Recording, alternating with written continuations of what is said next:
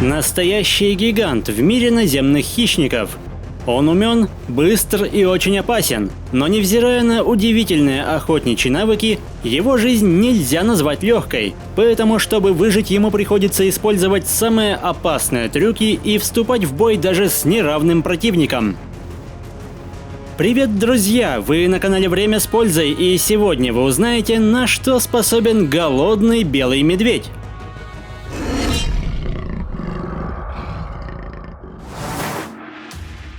Подобно морским млекопитающим, белые медведи целиком зависят от океана, в частности, от его ледяной поверхности. Края и трещины становятся излюбленным местом для охоты, поэтому в течение года эти гиганты следуют за движущимися льдами. Ежедневно преодолевая расстояние около 30 километров, они выслеживают тюленей, свою излюбленную добычу.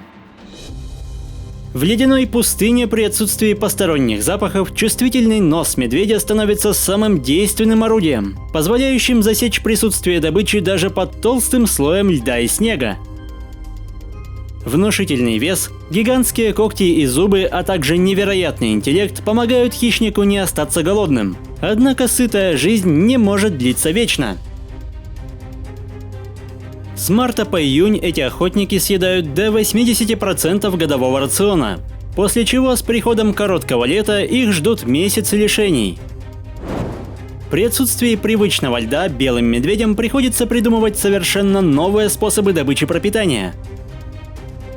Подобно бурым собратьям, они обучаются рыбной ловле, хотя для такого гиганта даже жирный лосось всего лишь легкая закуска. Куда более привлекательной целью становятся белухи.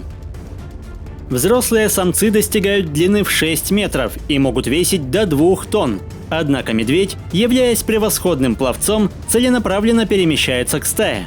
Ведь не очень бдительные детеныши не подозревают об опасности и могут пасть жертвой стремительно атакующего хищника. Но в это время года нужно есть очень быстро, ведь голодные конкуренты не заставят себя ждать. Обоим медведям жизненно необходима эта туша, и уступать никто не намерен, поэтому стычка может обернуться настоящей битвой.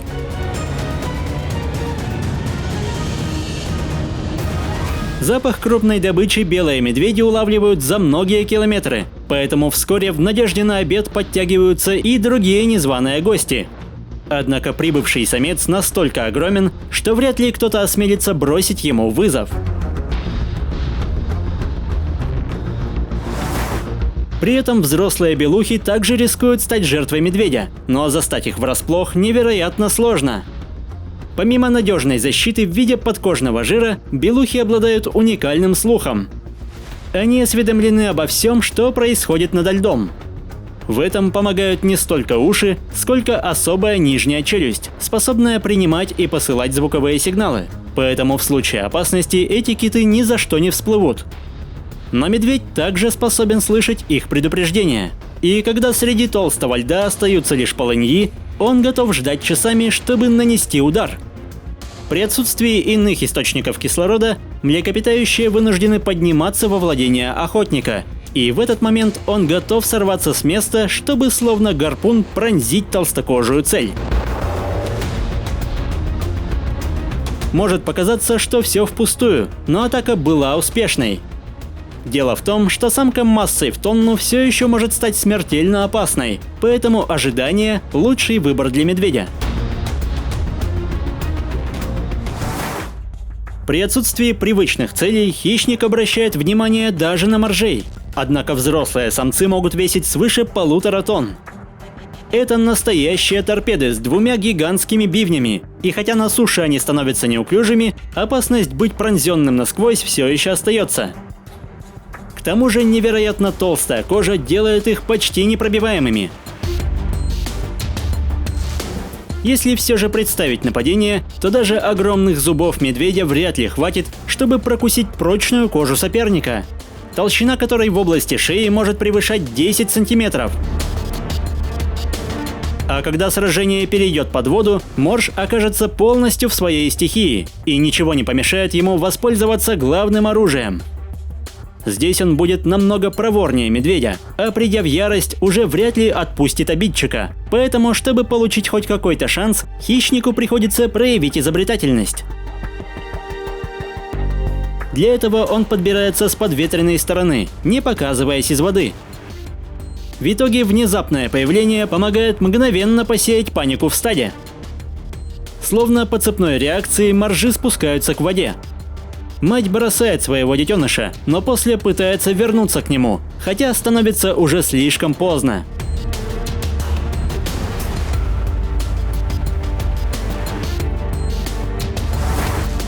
Медведице с потомством приходится куда сложнее, ведь обеспечить пищей себя и малышей порой становится непосильной задачей. Туша кита может буквально спасти семье жизнь.